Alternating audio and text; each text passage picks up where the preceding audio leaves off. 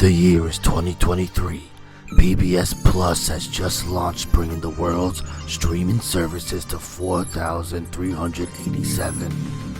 How can anyone be expected to go through all this content?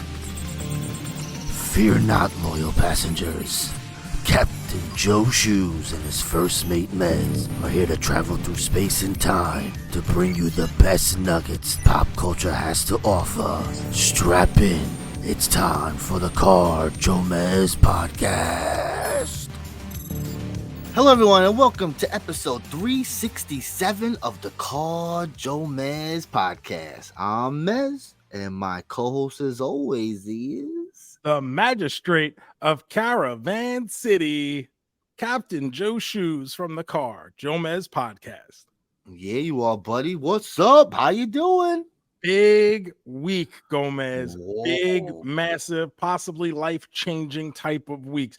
You know, we often talk about the moments in life, right? We remember the moments. Yes, and what life's about. Sometimes it's not necessarily the moment that is the real moment. Like you get married to your wife, and I'm sure that was a very special day, but that's not a life-changing moment. For all intents and purposes, you guys were living together, you guys had 19 kids, you've done everything together for years. This is how most couples do. So the wedding is almost like a formality rather than a life-changing moment. But I get what you mean.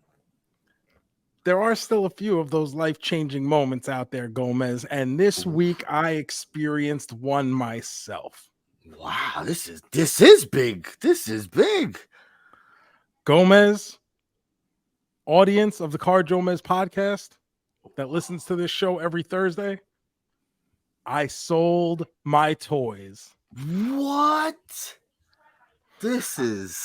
I've been talking about this for a long time, about how I needed to pull down the collection. I needed to take a step back. I had way too much. I needed to really focus on what is it that I am going to collect. And finally, oh my God, I made a big sale. Somebody came this week, picked up over 300 Funko Pops, picked up all of my classic Masters, my vintage Masters of the Universe figures, including my 15 mint on card figures, including my complete Eternia playset with the box. All has been sold, Gomez. This is, it breaks my heart. This is crazy. I have an entire wall of my apartment that I haven't seen since I moved into this place 4 years ago. That's funny. Look at all this space. I was like, where did this come? I might have to buy a piece of furniture now. Like, what do you put here? A table? You have been talking. You have been talking about selling it. This is a big day. This is crazy. And I didn't sell completely everything. As you see behind me, I still got some stuff. Yeah, but this is all like newer stuff that this guy wasn't interested in. He owns a vintage toy store, so he was interested in certain stuff. And I said, I'm asking for this much money. We worked out a price that was fair to everyone. He came by and picked it all up and finally did it. I finally broke down, and now I feel like I got to start recollecting those same figures. I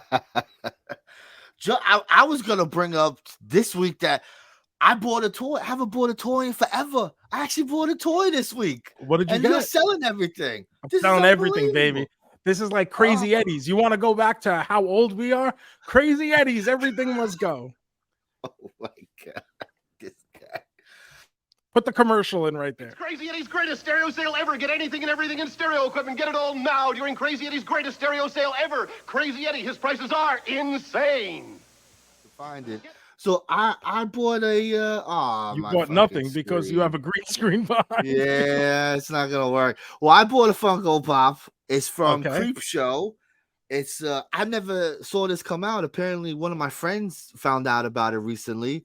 It's a hard to find exclusive, but it's from Creep Show. There's Creep Show is like an anthology, so it's a bunch of different movies, like 6 or 7 short films in there, you know. Okay. And one of them has Stephen King is in there. A meteor comes down, hits the earth, and he touches it, and he starts growing like plants on his fingers and stuff. He starts like turning into a plant. So this is a figure of that, and it's flocked because he gets Oh, like mossy, you know, like the plants keep growing on him, and I thought this was a brilliant toy. I needed this Funko Pop, bro. Amazing. So I so had to you go to knew the about this eBay. before you had it, or No, I never heard about it. oh, And you had my never friend heard? Okay, never even heard about it. It was an exclusive to some website or something like that. All these what, like fucking Toy exclusives, Tokyo or bro. something? Some bullshit. I don't What remember. kind of label does it have on it? It doesn't have any label. That's the weird thing. Is I've Okay. never heard of it. I've never seen it anywhere. The only label on there is flocked. That's it. It just tells me it's flocked. Ooh. That's it. But I had to get it. I haven't collected toys in a while, but I'm like, this is So, something I need. so the people want to know, Gomez, all the Shoonies out there, out in Shoeville, how much did this exclusive flocked plant man Oh Stephen King no. cost you? Baby, $30. That's it. That's not Oh, good. Nothing. That's nothing for a rare Funko Pop. Come on. I'd take it any day. I was Especially having hoping for a big boy no. purchase here. No. What? No. The most I would have Shiloh I don't would need college. she don't. Uh she don't. I would have spent like $50. I think, I'm not going crazy on a pop. Although there has been times where I'm like, I might spend $100, but I never did. I've never spent more than probably $30, $40 on a toy like that. I think the most I ever spent on a Funko Pop was the Rick and Summer 2-pack, where they're all jacked up on steroids Oh from that yeah, one. when they do the muscles, yeah. Yeah, so it was a 2-pack exclusive to, I believe, Emerald City Comic Con, probably about 5 or 6 years ago now, and I believe I spent about $70 on that. But that would be the most I've ever spent on a Funko. That's also a 2-pack. So already, A 2-pack and an exclusive, and I think I was buying at possibly the worst time ever because it was during peak the height, popularity yeah, of Rick and Morty. and Funko too. Like that's Yeah, and Funko too, for that matter, for sure. Yeah, Jesus, Funko on hard times right now, Dusty Road style. Is it? Because I really don't. I Oh, feel so they've had some very big issues where the company really, has grown too much. They've created too much stuff, so they yeah, just threw it all in a dumpster, like the Atari ET video game. really. It's in a landfill out in like New Mexico now. Just millions of dollars worth of product. They've had That's massive crazy. layoffs throughout the company. The CEO just stepped down because of some kind of scandal somewhere. I've heard rumors Uh-oh. of what it could or could not be, but I don't want to Scandalous. feed That's into it. that. Oh, So that's yeah, crazy. I didn't but know. I loved Funkos for a long time, and you and I have talked about this because it was my gateway back into collecting. It was every character I've ever loved in the same size and style and scale, and they could all hang out together. John Cena, Blanche from the Golden Girls, RoboCop, Slimer. It didn't matter. Mr. T, the Fraggles, everybody hung out together, one big happy family. And I've had them stacked up. I had a whole wall of my old apartment where it was literally just Funkos side to Literally. side. Crazy. But I did find a way to keep the outlets open, that way I could charge my phone. I love it. But it was, now figures are so good and companies are making like really cool stuff of the stuff I really love, and I'd much rather have a Panthro Super 7 figure than a Funko Pop. Sure. So But to me, that's where it became. I still like having the likeness, everybody, the uniformity of it. And Yeah, still, I I still get characters that I would have like this. There's no Stephen King character like this anywhere. I can't get a guy like this. This is crazy. You get the dead kid from fucking Pet Cemetery. Like that's amazing to me. That's a toy. Like that's just crazy. Listen, That's I don't know why about you, I've but always loved it. I don't want to be buried in a pet cemetery. I'm putting you right there, bro. The minute you die, I'm putting you in the sack. I'm burying you, bring you back, bro. Come on. I don't want to live my life again. Who said dead is better? Thank you guys for listening to the JoeMeZ podcast. Remember to hit subscribe anywhere you're listening to this podcast, or if you're watching on YouTube, make sure to like this video, leave some comments right below this video. Remember to follow us on all the social media at JoeMeZ. And guys, you guys are slacking. We'd really appreciate if you could leave some 5-star reviews on those podcast apps, Apple, Spotify. That would be super terrific because that all helps us spread the gospel of the JoeMeZ. Spread it. It's just like Baby Billy's Bible's Bonkers. It's like that, but every week. I love it. Oh, Baby Billy. God bless him. But Gomez, What? hit the breaking news music. Oh, breaking news. Oh boy, I mean, what could be more breaking than you selling your toys, bro? I mean, that deserved the music. I mean, it did, but I feel like that's the kind of thing our people really want to sink their teeth into is Captain Joe's Shoes selling his vintage Masters of the Universe figure collection. It's big news. There is so much news this week. Ooh, oh, I'm excited. I'm very excited. As we record this episode, the Writers Guild has reached a tentative agreement with the Alliance of Motion Picture and Television Producers after 5 months, and there's going to be a vote. It could be approved this week. Exciting stuff, bro. It sounds like we've closed the book on the Writers Guild strike this time around, but the actors strike is still going. I don't know how close they are. You would think that with the writers getting settled, this will help make it easier for the actors to get settled. But once again, writers not completely settled yet. Yeah, that's what they thought about the directors, and the directors went and did their own thing, and look what happened. 5 months of this bullshit. And there are certain things filming now that have gotten exemptions. Yeah, like Little Studios. Like we're all striking, but a couple of you guys can go and finish what you were doing. It's a little silly. That's a little silly. The Zac Efron Von Erich movie, as apparently one of those things that's like, oh yeah, you guys can go finish that. Yeah, you can finish it, and it's even like letting you promote, like, oh, there's an exemption for you to promote the movie. It's like, what are we doing? Like, just you're on strike. Strike is a strike, bro. Let's just sit home and we'll take care of it later, bro. Gomez, sticking with the movies. I like movies. The Expendables are dead. Oh, bro, I can't believe they made a 4th one. I mean, like, who needed this? I've actually seen promotion for this movie. I have, but there's been nothing appealing to me, and now I am the target audience for this movie. We are supposed to be the target audience. And when the first Expendables movie came out, I went to see it at midnight. I was hyped, and I said, if they make 100 Expendables movies, I will watch 100 Expendables movies. Guess what? I lied. Yeah, I stopped at 3. There was 97 Expendables movies that I wasn't ready to watch, and this was one of them. I think I stopped at 2. I think these movies are fucking dreadful. Like, they're supposed to be fun, and I'm like, but where's the fun? You get fun for like 2 minutes, and the rest is like, what is happening? I think the first one is fun because we hadn't had those types of movies in a long time. What about 2 and 3? Those exist. I expected more fun. I expected more over the top. And it gets there a couple times, but then it's like, oh, why couldn't we do that more? Like, oh, I wish there was more like that. I get it. So opening weekend for Expendables 4 made a whopping total, Gomez, of $8.3 million on what is over a $100 million budget. $8 million. That's just, wow. Why even bother? Not even first place. A very close second place finish to The Nun Part 2.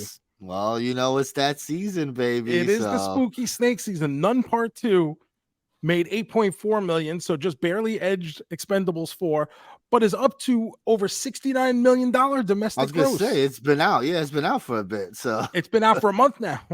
Yeah, so wait a minute.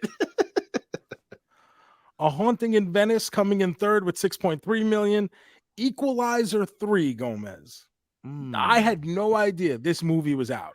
So this is a Denzel Washington movie. Yeah, so I knew it was coming now, but then I guess with the strike and everything, like no one talked about this movie, and then all of a sudden I was like, oh, that's right, there's a third Equalizer movie, and it's everyone coming back. It's Denzel, it's the director, like this is their thing. The little girl, like movies. everything. They love making these movies, which is so funny. So it made just under $5 million this week. It has I don't know how many week gross. It's probably been out a couple weeks by now. $81.2 million for Equalizer 3. I think it came out the beginning of the August. I think so. August. Wow. No, can't be. Oh no, sorry, at the beginning of September. We're in September. Oof, Jesus, time is flying, bro. Hanging on to 5th place, Gomez. Can you guess what's hanging on? Oh, it's got to be Barbie, bro.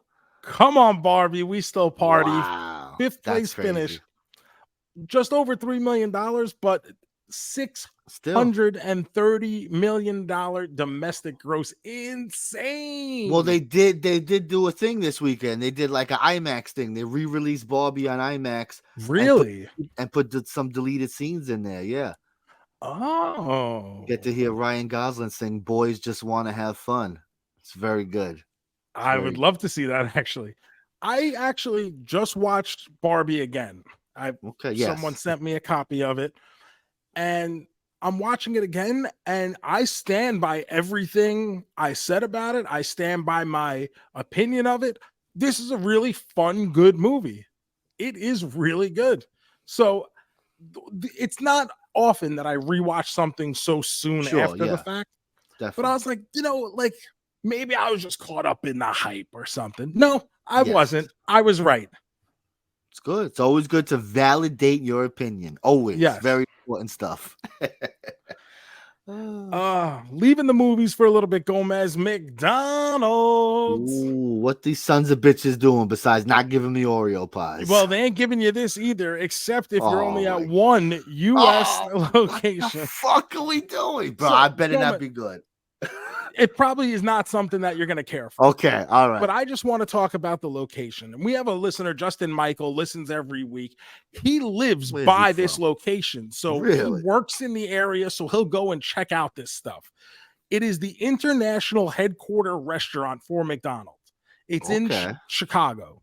And what they do is they get all of these international menu items, and they'll rotate them in and out on their menu for this one location in Chicago. That's cool. So one of the things hitting that this week is sweet potato fries. Interesting. Now, I fucking hate sweet potato anything. You want to know why? Because sweet potatoes are not potatoes. They're yams masquerading as alternate potatoes, which they're not. They're yams. I hate these fucking things because people think, oh, it's so easy. Why don't you just substitute sweet? Because they suck. That's why I don't substitute. It's so different. Like you can't, bro. I want a nice salty potato. You're giving me this sugar. Like I don't want this. It's totally different. No, thank you. Why is potato allow this to happen? Why do they allow the yams to? The potato union should go on strike. This is bullshit. Where are the Irish when we need them? They're doing it on purpose to you. They're like the one time we've needed them. Gomez, Auntie Anne's pretzels. You like an Auntie Anne pretzel? Fucking love an Auntie Anne's pretzel. Premium location for mid-mall snacking. Yes? Yes, the best. So this week, they've come out with a limited time item, confetti pretzel nuggets. I guess I'm going to the fucking mall this week, bro. Now, I'm a pretzel bite guy. That's my go-to snack at the movies. Yep. This one is confetti pretzel nugs with sweet cookie crumble and rainbow sprinkles dusted with sugar crystals. This is like, I'm about to pause the podcast and go right now, bro. This is fucking good shit. I don't know. I think just from seeing pictures online, I think this may be a little too much for me. I would definitely try it. I don't know how much I'm going to enjoy it. Do you ever get the cinnamon pretzels, or you only the salty pretzel guy? I'm a regular. I'm a salted. I get 1 and 1. I like a little sweet. I like a little salty. I remember the first time I had like a mid-mall pretzel. It was like a life changer because I'm so used to. We're from New York City, where the hard pretzel, right, is a like I shouldn't say the hard pretzel, but the baked pretzel is Yeah. like a thing on every Always hard, street though. corner. That's why. But that's the thing. They're always rock hard. It's like I a- remember being a kid going to baseball games with my parents, and it was like their thing. Like after the game, there would be some guy selling pretzels out of a shopping cart. With a shopping that- cart. Still happening, bro. Still happening. Well, I'm glad that has been kept alive. Yes. But it was when I first had like a mall pretzel. I believe it was called Pretzel Time. It wasn't Pretzel Auntie time, Anne's. pretzel time is good. I love So, pretzel time. They got the banging cheese, hot cheese. The first time I had Pretzel Time, we were visiting family in upstate New York, and we go to this mall, and there's this Pretzel Time. We're like, okay, we got one pretzel to share between us. And we were like, holy fuck, we're buying a dozen of these pretzels. It was a life changer. Like, we had never understood that a pretzel could be so much more. Yes. It was Buttery, Pretzel Time soft. to bring us in, say, yo, baby girl, come in for the real thing. And gave us that warm embrace with that buttery goodness. And we could not get enough. Yeah, you want them shiny fingers from that Like, buttery goodness. Yes. I truly believe that my mom would call like her family, like her sisters and stuff after that, and be like, yo, we had this fucking pretzel. Like, you got to try this shit. I love a mall. Oh, man. You got me going to the mall now, bro. I need a regular pretzel. I need some crazy party. I don't know pretzels. when the last time I've ever been to the mall was, but That's I'm in the sad. pretzel mood now. Do you have something close by that you could get one of these pretzels? I honestly don't even know. That's sad. We got to get you some of these things. I don't even know where the mall is. I don't know. I don't know where your mall is. Like we have like giant. It's not a strip mall because it's bigger than that, but it's that kind of like outdoor walk around, you know. Sure. So it's like a mall, but it's really not. Like it's not all indoors, and you get on the escalator. There's no escalator. That's how I feel like if it's a mall, you need an escalator. Target sometimes have pretzels when you go to their little food area, but I don't know. You know, I don't know how good they are. I just know they got them. The season wouldn't be complete without a pumpkin sighting, right, Gomez? What are we putting pumpkin in now, bro? So this one doesn't necessarily apply to you or I, but a lot of our West Coast listeners, and we are pretty big on the West Coast now, which I appreciate. Thank you guys for finding us and tuning in. Everybody in Texas, California, New Mexico, Arizona, those numbers are going up wildly every week. It's actually insane to look at the map whenever I do. But for all you people who have a Jack in the Box nearby, okay, you've got some pumpkin croissant bites heading your way. You get them in either 3 or 6 piece. They're bite size. They look almost like pizza roll size, frozen pizza roll size. And it says they're bite sized, filled with warm, sweet pumpkin filling and joy. Well, now you know it's delicious. That extra ingredient there. I mean, what's the secret ingredient? Not so much of a secret, my man. It's joy. I love it. No, it's probably good. If you like that stuff, that might be. I love a croissant, so you know, I would like it. Not really up my alley. I would probably ignore it. If I happen to be somewhere where there's a Jack in a Box, I can see myself trying it just for the shits and giggles of it. I'm a shits and giggles type of guy. Are you a croissant? Do you like croissants? Are you? I'm a big croissant guy. I'll tell you, so one of my go-to snacks is I love going to like a Walmart or a supermarket, anywhere that's got a bakery section. And I love buying the little plastic the little thing tin of fresh croissants. And I just take them and I come home and snack on croissants. Sometimes I get in a croissant mood. Yeah, I love that. That's great. I do that all the time. Love it. When I worked in Midtown Manhattan, we had this restaurant. It's a chain restaurant, but I don't know how big of a chain it is. But it's called All Bomb Pain. And it was supposed to be like anymore. I really don't know. It was kind of like Panera before Panera. Kind of, yeah. It was pastries, and it stuff. had like, well, it was like kind of gourmet type of sandwiches and wraps, and then it had its little bakery and stuff. But after a certain time, the bakery items would be 50% off. So at that time, yours truly would go in every day and get a chocolate croissant because I love a chocolate croissant. Yeah. When I first had a chocolate croissant, I keep going back to the first time I've eaten everything today. I love it. But when I first had a chocolate croissant, my mom brought it home. I want to say it was like after church or something one day when I was like a kid. And she's like, oh, This one has chocolate. And I was like, I'm sorry, what? Yeah, that was the Like, shit. welcome to the fucking future, boys. We got chocolate in our croissants. That was always like that place was always in hospitals. Like that was the hospital cafeteria in a lot of places. It Yeah, was like, airports oh. and stuff. They used to be all Yeah. over. I don't really see them anymore. I don't. I know. don't. That's what I mean. I don't know if they exist. I think I looked it up recently because we actually talked about the chocolate croissant. Funny you brought it up because it's something we haven't talked about or had in forever. And I was like, yo, remember that chocolate croissant you used to always get? And I think there's like one or two. Like they're not around anymore. I guess Panera, big bad Panera said, "Watch out, boys." Panera's so overrated. I like Panera. It's just it's so expensive. It's like, so expensive, especially for the much. portion size. Yes, it is. Just like me and Kelly go, we're spending $40 for fucking lunch. It's like, bro, I could have got a steak. I could have like really enjoyed this meal. So yeah, and it's like a 3-bite sandwich. Like, yeah, oh, cool. Rough. You put a piece of fresh tomato in here somewhere. Great. But the good thing is you could get that mac and cheese at your local supermarket, so that's good. You get the little thing. Well, that helps. It does. Back to a little more entertainment news, JoeMeZ. I know. Oh, okay. Yeah, we do got I said a lot of news. That's all right. No, I would go back to entertainment. All right. Okay, Disney Plus. This is not necessarily brand new news, but price increases are coming. Bob Iger's been out there saying that they've had their streaming service priced incorrectly for this entire time, and they did. Well, I mean, that's why we loved it. Yeah, exactly. But like, you can't just give it to people for a certain price and then turn around and say, psych. You know, like the WWE Network. WWE Network, yeah. When they opened at $9.99, I thought that was insanity. Insane. Because I've been preparing myself. And at that point, too, I was still watching wrestling every week.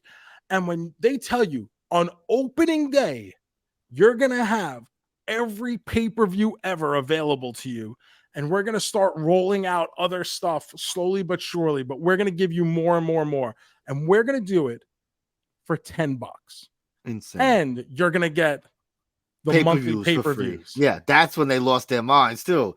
I was like, what? I don't even understand. I mean, it's working out now fine. You know, they're signing new deals and stuff. But back then it was like all the money you threw on that table is just insane. If you would have charged $20.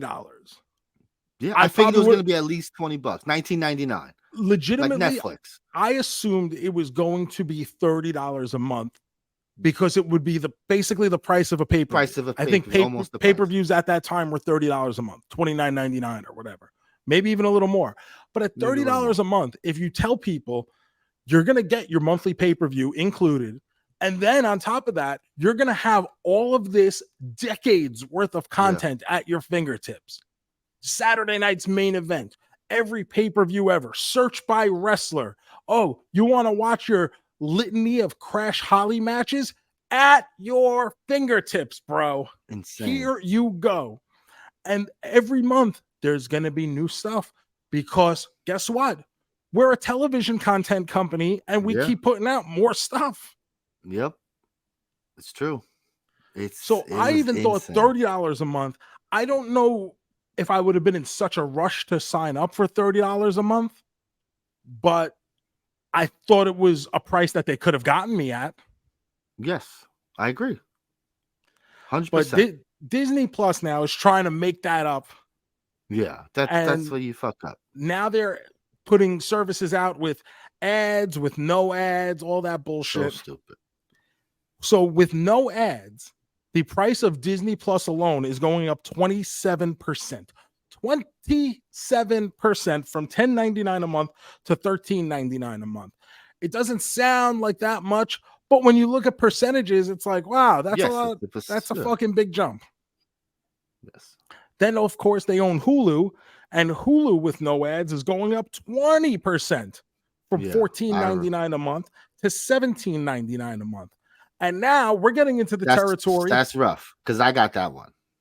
So I have it with ads. So I don't even know what I pay because I have the bundle with Disney Plus and now ESPN Plus, and now they're trying to sell ESPN, so that may not be included in my bundle anymore. Yeah, I don't think it is. Yeah, I think it's not. So if you have it with ads by themselves, Disney and Hulu, go for $7.99 a month by, individually. If you get them bundled, you get them both for $9.99 a month, which is like, okay, that's not so bad. I was getting them bundled with ESPN Plus, which is great because I get to watch all the hockey now that they have the NHL deal. Yes. So I could basically turn on any Penguins fucking. It's like having the NHL package with this ESPN Plus thing right now. It's incredible. Great. I was paying like $13.99 a month for everything. Yes. It was spectacular. Yeah. So now I don't know what's happening with ESPN Plus. Everything's going up, and now they're going to start to crack down on the password sharing. So now you have that to look forward to if you share it or split it with family or friends or whoever. Bullshit, bro. It's unbelievable. Unbelievable. That's a lot, though. 17 just for Hulu. I don't know. I got to think about that one. Well, you know what else is bullshit? Amazon Prime Video, JoeMeZ. What the fuck they doing? Well, you got to pay every year just to have it. Yes, but that's like not enough $130. for. I believe it's $140 now per year. Okay, yeah. Which honestly, it's not bad because you're not really paying for that. You're not really paying for that. You're paying for the shipping. For the shipping, yes. It was always the shipping. Hey, included. A bonus. Yeah. Yeah. Until they're like, hey, let's put billions of dollars into Prime. Well, that's the problem now. So now they got to make up that money. And now they want to charge you for not having ads. We're going to incorporate ads on everything unless you pay another $3 a month starting in 2024. It's ridiculous, bro. It's not enough money. You need another $30-something from me. What are we doing? Like, now, on top of these people wanting more of your money, here comes Elon Musk. This fucking jerk off. And this week, it came out that he is discussing the possibility of charging for Twitter. Now, you want to talk about something that is not going to work. I just don't get, like, how did this, like the minute it comes out of his mouth, it should be 400 people going, that's not a good idea. That's a terrible idea. Instead, it's okay if you say so. What are we doing? It could be 5 cents and people still wouldn't pay for it. In all honesty, if it was 5 cents a month, I'm not paying for it. Yeah, just the process. I've been using Twitter for 15 years for free. And now you've overloaded me with sponsored posts and sponsored ads. That's how you make And I said, fuck it, whatever. And you've taken away my what do they call it? The fucking timeline in order. Yeah, my chronological order. Now I gotta fucking switch pages to find the stuff I actually want to look at. Yeah, the For You page. So you've taken away all that shit, and I said, fuck, I can't complain. It's free. Well, you know what? If it's not free, it ain't for me. Bro, it's just I don't understand. No one is doing that. It's just what I'm gonna be sad over is when this happens, because I'm looking at it as a when more than an if. I'm sure. Because every time this guy says something, it's because he's already got plans 80% done. Yes, it's true. So when this happens, I'm going to be upset that I've just lost 15 years of fucking gold that I have tweeted out. All my very funny jokes that I've made, my observations and my wit, my musings, my drawings of zebras, all of that will be gone.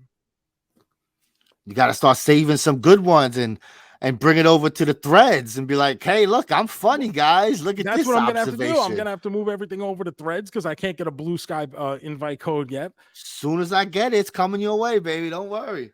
But yeah, I can't imagine most people paying for Twitter. I had a hard time believing anyone would pay for Twitter Blue when that started. But yet here we are. A bunch of people decided they needed to pay because they needed to have their tweets forced on people who didn't want, which is basically what you're paying for. Because now there's no such thing as organic reach. It's all about you have to pay the $8 to have your tweet be seen by anyone in the first place. But it's true. So, and all these social media things have done, like, it's not like fucking Threads is any better or Instagram is any better. Instagram has become a god-forsaken shithole since they got rid of the chronological order. The bombardment of sponsored posts is fucking terrible, where I got to hit snooze sponsored post every 11 minutes and hope it fucking takes at one point. Same thing that happened with Facebook. I just don't understand how they make money off making the user experience so fucking miserable. I think because most people are just scrolling. They're not even paying attention. If you told people right now, every fourth post on your Facebook when you're scrolling is an ad, they'll go, wait, what? And if you do it, every fourth post on your Facebook is an ad. And I think just people are just used to it. They're just used to scrolling. It's just mindless. That's how they get away with it. For someone like me who, for better or worse, I do consider myself a content creator, and I'm out there putting out videos and podcasts and whatever. Yes. And I'd like for the people who follow me to actually be able right? to see that, hey, Shoes did this today. Shoes posted this today. And then whenever I post like a link, like, or a photo saying, hey, come listen to this week's podcast, it says seen by 37 people. And I go, come on. Got a lot more followers than 37, bro. Like, come on. It's annoying. It is. Now, me yelling at Elon Musk is not going to fix that. And apparently nothing is going to fix that, because I'm far from the only person yelling about fucking chronological timelines within social media. I don't understand why that's such a premium concept, that it's because because they don't care. They want you to see what they want you to see. They don't give a shit. It's ridiculous. Look at this. But like, what I want to see is what I want to see. It's not, my friend tweeting 5 minutes ago, not 12 hours ago. Yeah. I want to be able to wish someone a happy birthday on their birthday, not a week ago when I finally saw them post about it. The new thing on Facebook is like you put up an album of pictures, and then like 6 days later, one random picture from the album is showing up on people's time. Like, what the I'm like, that happened to me recently, where I posted a couple photos. I believe it was just something I posted about for Brian making the PWI 500, and then I looked at it as myself being one half of that, right? You're damn right. I put here's the road to being one half of number 221 in the PWI 500. And I posted like 5 photos from over the year. And like 4 days later, one individual photo got like 7 likes. Yeah, because it pops up on your feed. Why did this happen? Where did this come from? You people are fucking creeps. It's the funniest thing. It's like, so there's just always something wonky about these fucking apps. Oh God. I don't get it. I don't get why making the user experience so fucking difficult is the way we have to go from here on out. And I don't get why these people running the streaming services are basically going to reinvigorate the cable company and the cable market by hiking up your price, your cost list for these apps. It's fucking terrible. It's rough. It's getting rough. I'm spending a little too much money here. Yeah. I mean, that was the reason we all were cord cutters in the first place. Cut the cord, babe. I was like, what? I don't need this shit. Instant cut the cord. And now it's like, it's the same price. What's the difference? At this point, you might as well get all the fucking TV channels, right? With the DVR. Yeah. Why not? Who needs Hulu if I got a fucking DVR now? It's true. The Hulu, especially, I mean, now that the strike is supposedly over, but I mean, I'm not really watching it on Hulu because Hulu's the, Vacation Friends Part 9 is going to keep you fucking subscribed to Hulu? John Cena, I love you, but not that much. I can't wait. Where are they going to go next time? Yeah. So that was the news, JoeMeZ, but I just wanted to wrap something up, a little follow-up from last week where I said Winning Time on HBO had been canceled. Yeah. Well, last week was the final episode. Was the 7th in season 2, and I want to say that Winning Time finished out pretty damn strong.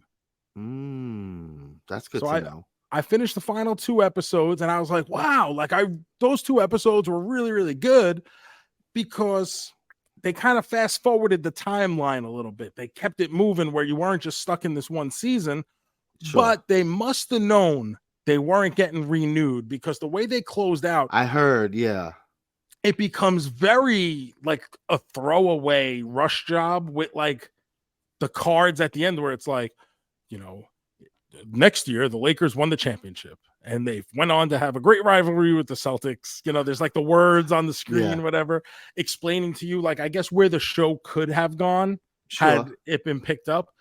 But it ends with the Lakers losing, and then it says the Lakers would go on to face the Celtics many more times and would win 2 of the 3 contests between them in the NBA. It's like, wow, you ended it on a downer just to give me yeah. It's crazy. And with the Celtics winning on the Lakers show, it's pretty funny. Yeah. So, but the episodes were fun because they did expedite the process. They got you through like 3 seasons kind of in a hurry, and it felt like, oh, like but it wouldn't, like, not in a way where it felt rushed, but you just felt like the story was moving and kind of getting you to that Larry Magic stuff, which is what we felt like we were kind of building toward the whole time anyway. Yes, that is what we want. That's the whole thing. Like, we're excited. Bird Magic, let's go. Show us. And then no. So winning time, 17 episodes in total between the 2 seasons. Listen, I'm going to give it my thumbs up, my recommendation. If you haven't watched it at all, obviously now's a good time to start because it's not like there's going to be any more episodes for you to fall behind on. Okay. I'll definitely check it out eventually. No rush now that it's done, but I would like to see how they wrap things up. I am interested. I have a follow-up from last time, Joe. I would love to hear it. I went to White Castle and I tried the cheesy rings. Oh, baby. You get them in like a 3-pack, a 5-pack, and like an 8-pack, some shit like that. I got the 5-pack, and I gotta say, these fucking things are cheesy, bro. It is. At some points, I was like, whoa, this is a lot of cheese. I need to take a cheese break. Like, it's like there is just cheese everywhere. It's pretty good. I love the sound of that. If you want the cheese, bro, it's got the cheese. You getting it. So I mean, I would give it thumbs up. Definitely. If you want that, if cheese rings sound like something you want, brother. How thick are they? Are they about the thickness of a chicken ring, or they're considerably thicker like a mozzarella stick? No, definitely not a mozzarella stick. A little fatter chicken ring, but not so much fatter, just like a little bit. It looks like an onion ring. I was gonna say like an onion ring. Then it looks kind of like an onion ring, and then there's just cheesy goodness in there instead of an onion. So yeah, that sounds better than an onion. Oh yeah, I'm not a bit. I don't mind onions, but not an onion ring. I don't. No, thank you. Fall in the fries. Get that shit out of here, bro.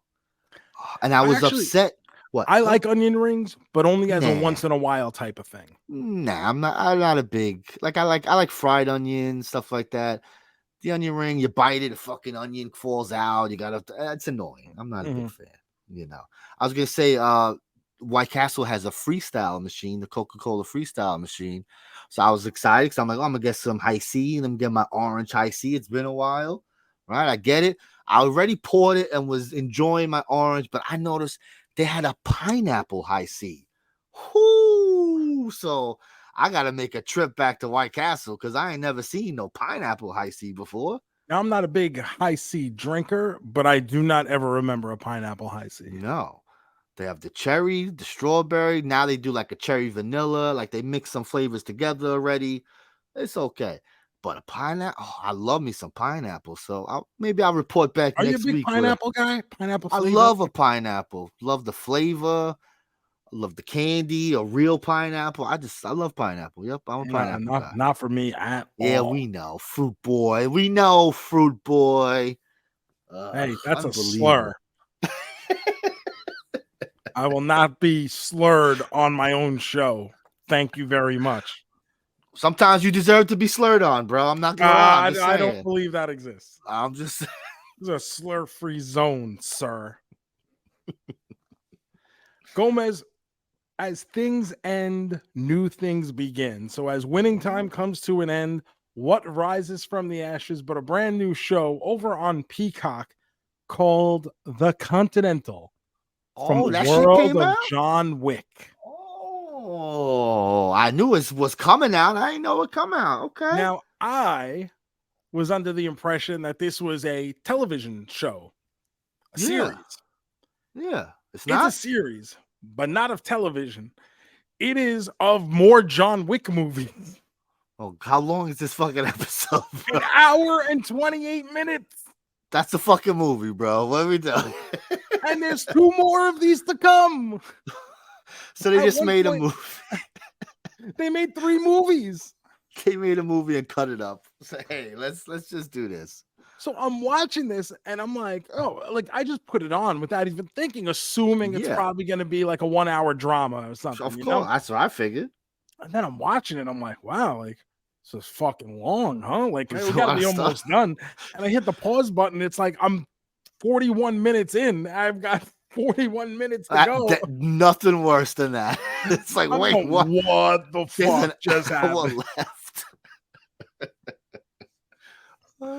So this is a prequel of the John Wick movies set in 1970s New York, and we're seeing the world through the eyes of a young Winston as Oh, he that's interesting. comes, Okay. yeah, and he's coming into prominence. We're learning Winston's backstory and how he comes into being the controlling officer of the New York Continental. Okay, Way that's an interesting before idea. you could become excommunicado, which I think is the coolest word ever. It's great. It's great stuff. Okay, how did you? I know it's long, but did you enjoy some of it at least? I don't think it's great. Okay. And then when you add the time, Yeah. now it's not terrible by any means. It's okay, but you got to really like the John Wick movies and the lore behind kind it. of Yeah. canon that they've built up Yeah. around the Yeah. Continental. You have to really be into that going in to be able to enjoy this. So if that's not your thing, I would say stay away from it. Even for just the one episode that's been out, they'll be coming out on the next 2 following Fridays to complete the series. But you have to really want to know more about the canon of the Continental and the background on that and these rules and all this bullshit that takes place. Yeah, I'm into it, but not like, it's interesting. Like the idea of it, Winston, like, okay, that intrigues me. So I'm interested. But if it's just like a random character telling me about the Continental, I wouldn't be as excited to check it out. You know what I mean? Mm-hmm. So far, I like that they're doing it the way that they did, but like I said, the time alone, when I think I'm getting into a 1 hour episode, because I literally put it on going, I've got a little time. Let's check this out. And then it's no, like, you didn't, bro. I don't have a day anymore. Oh, and that's on Peacock, right? Okay. That's on Peacock, yes. All right, we'll have to check that out. Joe, I did you know this? We're talking new shows. Do you know there's a new Tiny Toons on the Max app? I'm sorry, what? They made Tiny Toons. There's like a Tiny Toons reboot. It's called Tiny Toons University.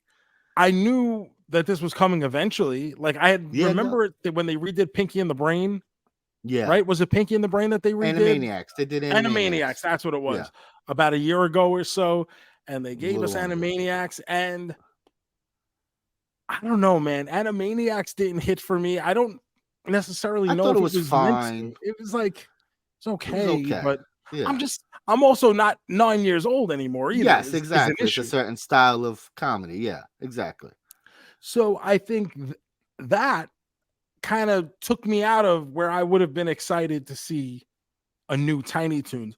But Tiny Toons for the longest time made me wonder, like, why weren't these characters higher utilized? Yes, like, why did they never use? Was super over in its time. Love Tiny Toons. It had a direct to VHS movie that was like a big seller at the time. Yeah.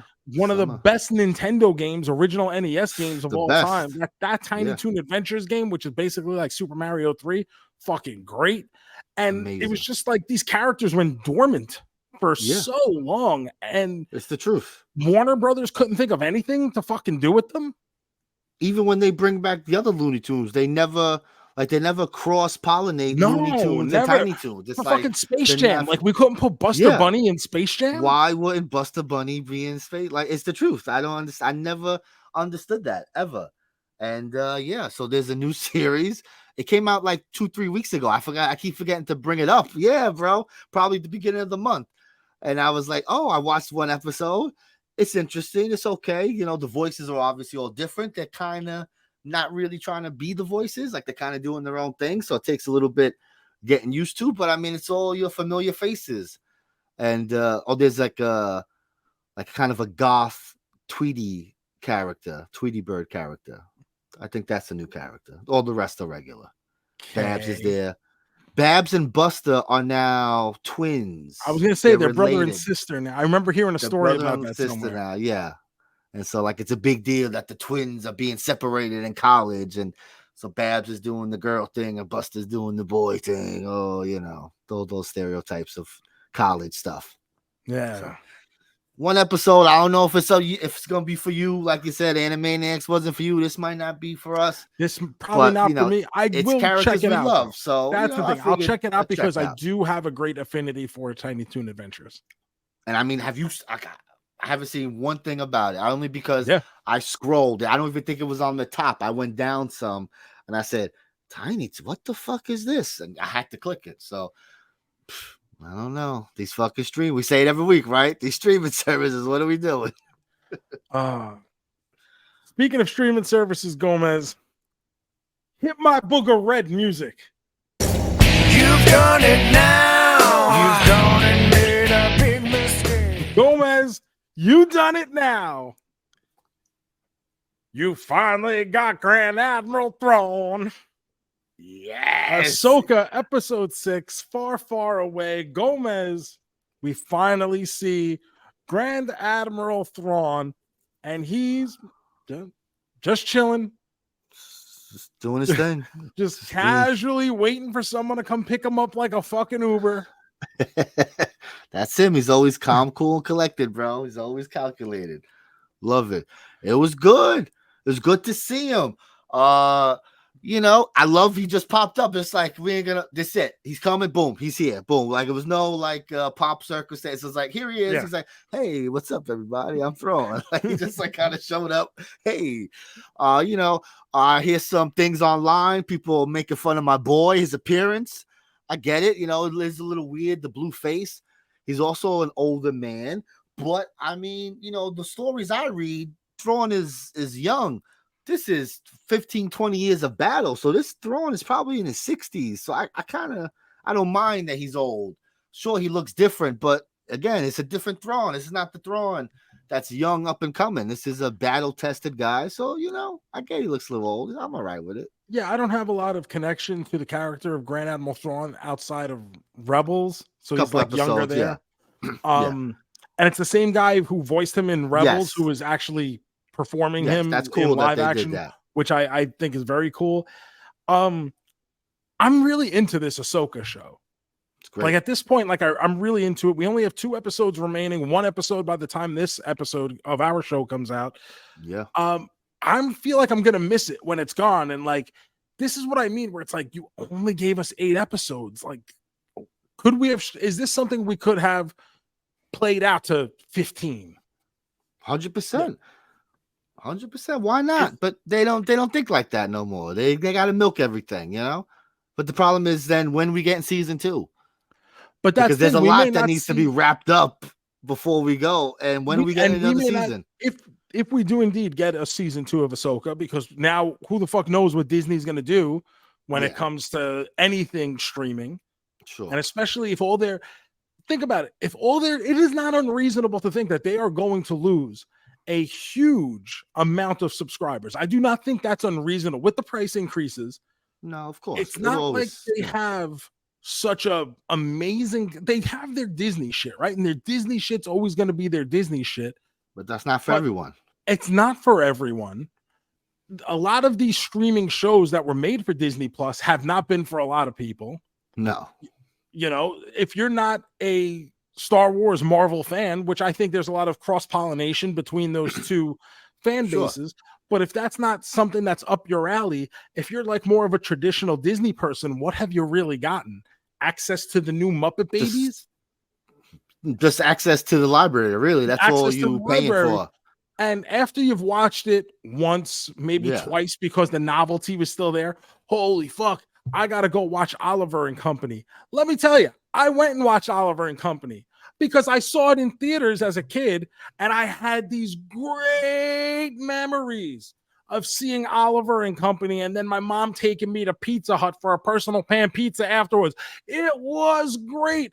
And then I would go to the video store for months looking for Oliver and Company, and I'd say, Mom, why can't I find Oliver and Company?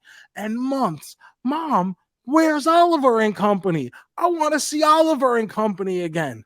You know what? I never got to see it until Disney Plus, and then I realized why.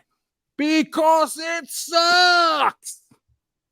It's 10 pounds of suck in a 5-pound bag. It sucks. It sucks. It's sucking. Oliver and Company is terrible. And you know what? That alone made me consider canceling my Disney Plus subscription, because now I got to say, these are the motherfuckers who made me think I needed to rewatch Oliver and Company. Maybe all these movies are bad when I rewatch them. I don't want to see another movie from them. It's true though, bro. After this, Loki comes out, right? The first week of October. Yep, next week. And then what do we got to look forward to that we need to pay this service for? I really don't know. And now that I'm thinking about it, I really don't see any reason why I would continue keeping this unless I'm able to keep my 3-pronged bundle for a similar price with Hulu and ESPN Plus, especially with hockey season starting up again. But man, and then I guess when Ahsoka comes back, I can renew my subscription 2 years from now. Yeah, that's what I did for HBO. And then I'll wait until all 8 episodes are out. That way I can renew for 1 month. You just pay for 1 month, yeah. Bang them all out. It's true. For HBO, I didn't keep HBO except when it was Game of Thrones time. I paid for it for 3 months, watch Game of Thrones, and then I canceled it. I was like, I don't need this for 12 months. Now I get it free with AT&T, so that's the only reason I have Max. Otherwise, I wouldn't keep it unless there's something I want to watch. And like you said, why would you pay month by month? No, get it when everything's out and bang it out. If you really liked Winning Time, why wouldn't you wait until all 7 episodes were up? Yes. Unless you're someone who's watching HBO religiously for other stuff as well. But if there's only 1 or 2 shows maybe that you're into, movies at this point, I'm sorry. You want a movie? There's no sense in fucking keeping a service to, this is where I could get my DC movies. At this point, dude, fucking rent them for when you're in the mood to rent them, or just fucking digital download, buy the shit. Put it in your Amazon account. If you really need those DC movies, you should buy it. And you would save a lot of money. Like those people, I'm gonna keep Peacock so I can watch The Office anytime. Bro, just buy the box set and you'll save some money. Buy the whole thing on digital. What could the whole thing on digital cost you? $100? At most, probably. There's probably always a deal or something, I'm sure. Yeah. Crazy. So that's, but regardless, yes, I am enjoying this Ahsoka season. I will be sad when it's over. 100%. First 2 episodes were like, but once that third one started picking up, and now I'm just full board. Let's go, Star Wars. I'm ready to read my because I got Grand Admiral Thrawn books I never read. I read the newest ones that came out like a year or 2 ago. I never read that trilogy. So I'm like, I think it's time to start opening the Star Wars books again. Here we go. Love it. I love it, bro. It's got me hyped. I love that feel. That's what I want. I want to be excited. On Tuesdays, I'm the Tuesday when it comes out. I'm watching it at 9:00. I'm like, I need to watch Ahsoka. I can't wait till the morning. I'm watching it at night now. They got me pumped. That's what I want. I want to be excited for Star Wars. I want to be excited for something. I don't come on here, and I've said this before, and I don't think you do either. You don't do this either. We don't come on here just to be like, hot take. Oh, fuck this. I hate this. But if I don't like something, we don't like it. I don't like it. And I'll tell you why I don't like it. I'm not going to say I don't like it for the simple reason of I don't like it. I'm going to give you a reasoning as to why I don't like it. Like Blue Beetle. Plenty of people out there still incorrectly enjoy Blue Beetle. Incorrectly being the predominant word there. But I told you, I gave you specific reasons why I did not like Blue Beetle. So at the very least, maybe you do. And you say, I disagree with him. Yeah. But you know what? At least he's not talking shit for the sake of it. Hopefully you think that way. No. When I pick movies, if I pick 3 movies a year that I'm like, Joe's going to hate this. This is for a react. That's like 3 times a year for the most part. I want to watch fun stuff. I want to come on here and talk about how amazing this was. And guys, you need to see this. That's the point of this show. One of the main reasons I stopped watching wrestling was because I stopped enjoying wrestling. Yes. And I found myself every time watching shit going, this fucking sucks. This is stupid. Why? And it's like, there's so much out there that is good, that I enjoy. I have so many other hobbies and interests that why am I wasting time, dedicating time, a significant amount of time every week to something that makes me angry, makes me 100%. upset, makes me have feelings like that I don't want to feel when I could go and do something else and be perfectly happy. That's why I stopped watching wrestling. I mean, the thing that put it over the top, and I'll say it straight out, is it's not a secret, is watching the WrestleMania that one year where it was Triple H versus Sting, and then the NWO came out to, for some reason, to fucking help Sting, and DX came out to help Triple H. But meanwhile, the NWO was just on stage the night before jerking each other off with Triple H. And the NWO was Sting's biggest enemy. And I don't care about the fucking Wolf Pack, whatever, but Hulk Hogan and Nash were like the greatest adversaries for Sting in WCW. None of it made any fucking sense. And just putting it there for the sake of putting it there to see that visual of DX lined up against the end, that doesn't do anything for me. No. It's fucking stupid. No one wanted a Triple H versus Sting match in the first place. That's just Triple H jerking himself off. There's a million Sting matches. I can do this because I'm Triple H and I can do this. Yeah, there's a million Sting matches we wanted before Sting Triple H. And I love Triple H. I think Triple H is a great wrestler. I enjoy his matches. But I don't want to see him versus Sting. That means nothing to me. That doesn't mean I think thing.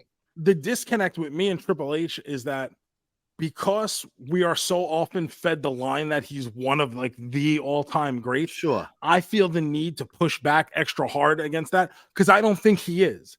He's very much not that inner circle Mount Rushmore guy. Not even fucking remotely close. Very solid. He's the guy who worked with that guy. Yes.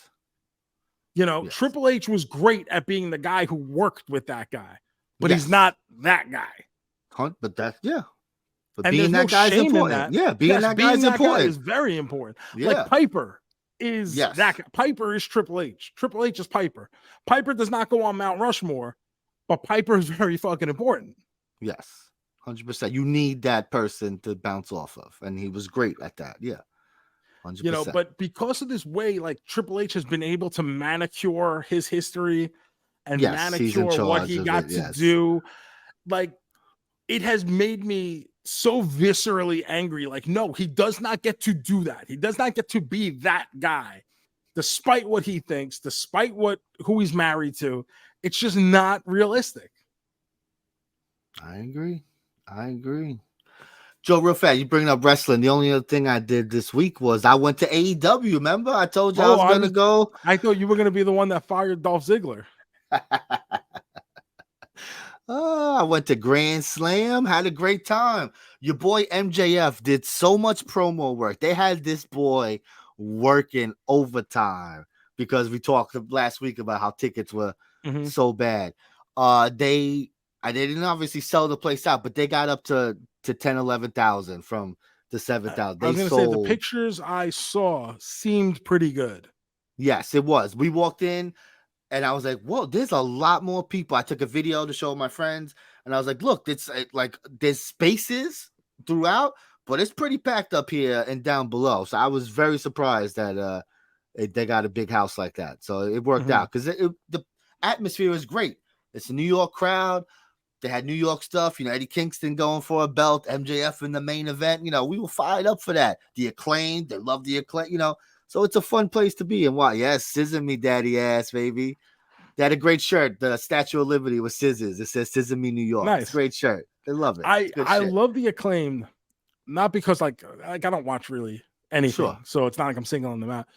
But I didn't work with Caster before he got big, but I knew of him. We did a thing one time for WWE, the two of us. So I knew him very, and now I know him through the Major Pod stuff. But it's cool to see him get that kind of burn. And Bowens, I feel like I had his first or second match in the business. So whenever I see them doing stuff, I'm just like, it gives me like a really good feeling. I'm like, wow, like I got to work with these guys who are fucking champions. Same thing with MJF. Like I wrestled MJF his first year. He was teaming with, at the time, Bronson from the Iron Savages. Yeah. So, Okay. yeah, it was the two of them, and then it was me and Habib from the Car Wash, and I think it was Love a it. couple other teams. It was a Four Corners tag, if I remember correctly. But like now I can look back on that and say I wrestled the world heavyweight champion. That's pretty right. fucking cool. You're welcome, MJF. I should probably get an MJF figure, you know, for my, like I should have one of those walls, like the guys People I I worked made, with walls. people I worked. Yeah. I made the People I made. Val Venus, Demolition, Little Guido, MJF. It's a great list, bro. The Acclaimed. Oh, so yeah, I had a good Neil time. deGrasse Tyson. My prediction did not come through. I lost I my saw bet that. here. Thank God. I mean, it was close, bro. There was some spot, bro. We were like, oh my God. It was great. Great false finish. But, you know, it made sense. But still, they're not doing a title match at this pay-per-view. So my thinking was that they needed a title match for this pay-per-view.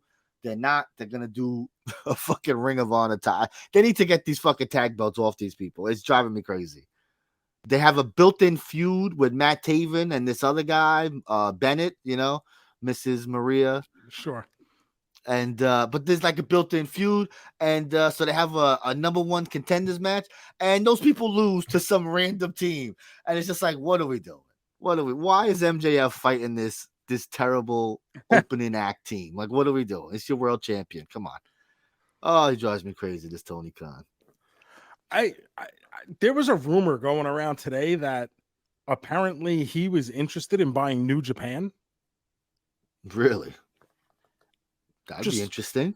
I just thought that was like, I don't see what the value would be for him. You know what I mean? Like, he already owns so much, and it's not like it's not like there's a lot of value in America for owning New Japan. And likewise, there's not a lot of, like, once a Japanese company is bought by an American, it's not like they're going to flock to support that American's company now. You know what I mean? Yes. So I don't know how true that was, but it was something that came across my desk, and I was just a little bit intrigued, should I say. He needs to just focus on the wrestlers he has. Please, let's not start signing people who just got released. We have enough people who don't get TV time, so let's not do that. Well, I mean, if you're going to sign anyone, who you signing? I mean, honestly, I think they would sign Matt Riddle would be the one that they would sign. Of all, I would say Ziggler. I think Ziggler's the one for, but especially for the guys in their company. Like, Ziggs can still go. I get it, but I think the price on Ziggler. Why are we spending all that money on Ziggler to bring him in? What are we? Because we're not spending it on Punk. Okay, I get that. That's the way I look at it. To me, you know, I love Dolph Ziggler. Of course, I would want to see him do that, and you know, but I mean, I don't think Dolph Ziggler's coming in and all of a sudden he's immediately in the title picture and they're like using him in main events like that. I just think he's going to be just like John Morrison signed there. Now he's just another guy there. I mean, this guy, he's better than Morrison though, right? I think so. I mean, you know, but Morrison he can still go. He's still. But that's the thing too, is like, I say like he's bigger than Morrison, and yeah, he probably is, but like Morrison is still a name guy. Morrison's been literally everywhere doing things. So, yeah. So it's, I mean, my thing is, and I don't know Ziggler. I don't know how motivated he may be to like go out and jump right back into something else. Whatever. Yeah. Not even just prove himself, but he just spent 20 fucking years in the WWE. Yeah. Like, that's a long time. And it is. Throughout that time, he's had like the second most matches, the second most TV matches in WWE history. He's been on house shows. He's been making towns. He's literally done everything every week.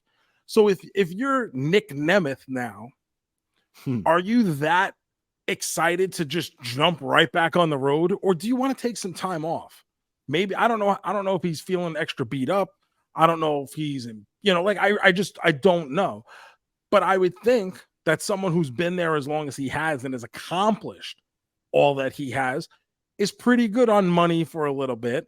Yeah, I would think. Maybe doesn't need to jump at the first opportunity, but maybe doesn't even want to do this at all anymore. Maybe he wants to do more with his comedy. Maybe he wants to get into acting. Maybe he wants to go and take that Brazzers offer that he has sitting on the table for years now.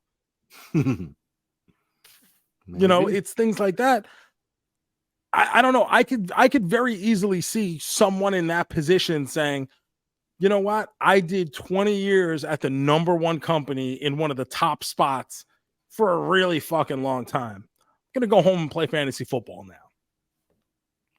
Wouldn't blame him. Exactly. I totally get it. Yeah. I totally get taking some time to yourself. Well, we'll see. I don't know. I guess 90 days. We'll find out in 90 days. But what a fucking career, right? I thought he was a lifer. I didn't think he would ever. I figured he'd be there till he was ready to leave. I figured this was coming at some point. He didn't. But it hasn't come yet. You know what I mean? So like that. But figured that's at this point. I would think his name has been kind of in the Tumblr for this for a while. Sure. And wow, it's weird that they did it in the way that they did, right? Like, doesn't it feel like a little fucked up? Like, not necessarily that they fired him or released him. I mean, you get that kind of run at a company, at some point, everything has to come to an end. But just no pomp and circumstance, no kind of thank you, Dolph, no kind of, just a respect for what he gave your company for this amount of time. That seems to be a little fucked up.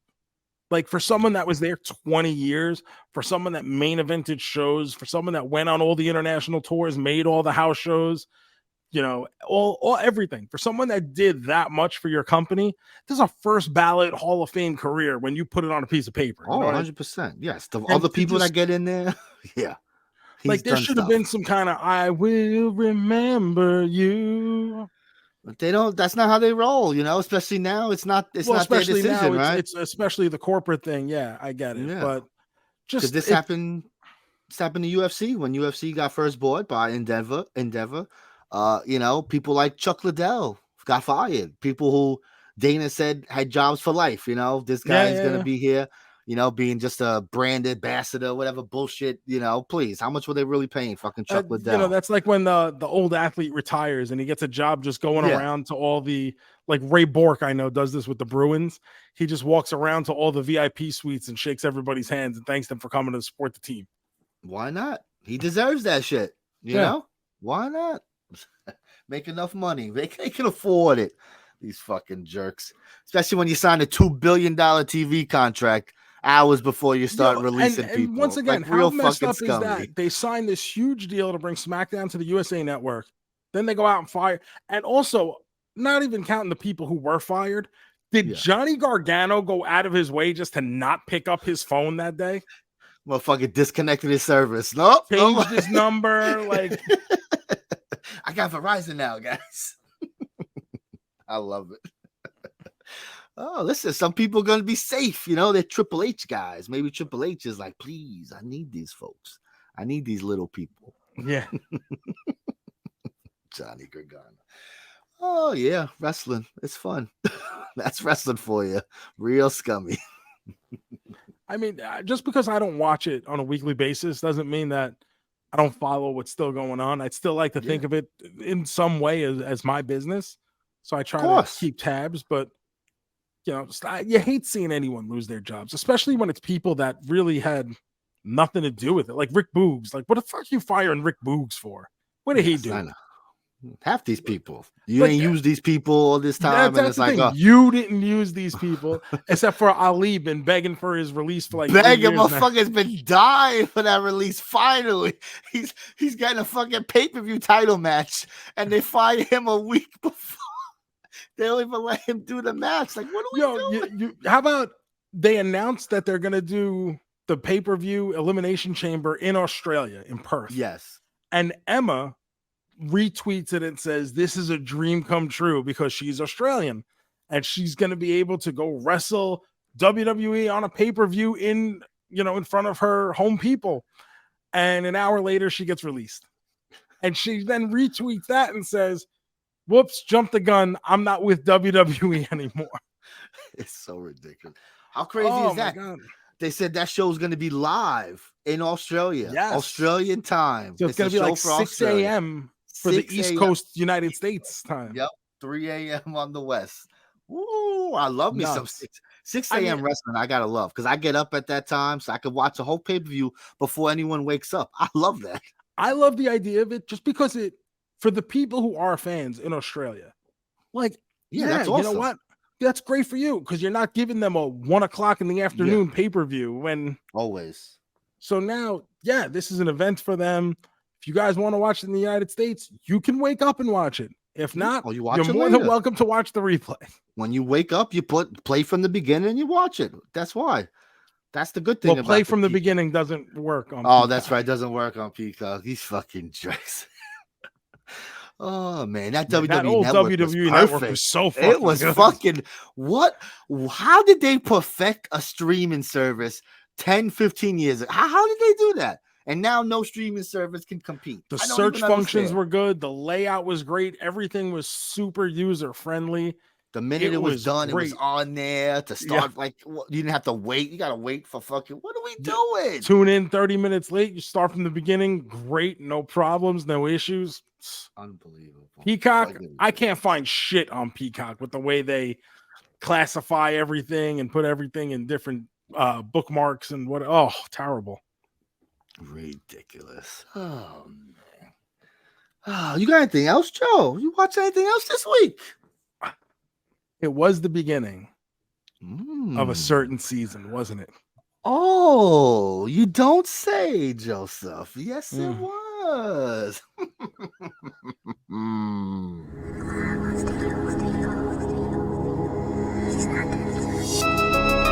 It's the season. The spooky snake season.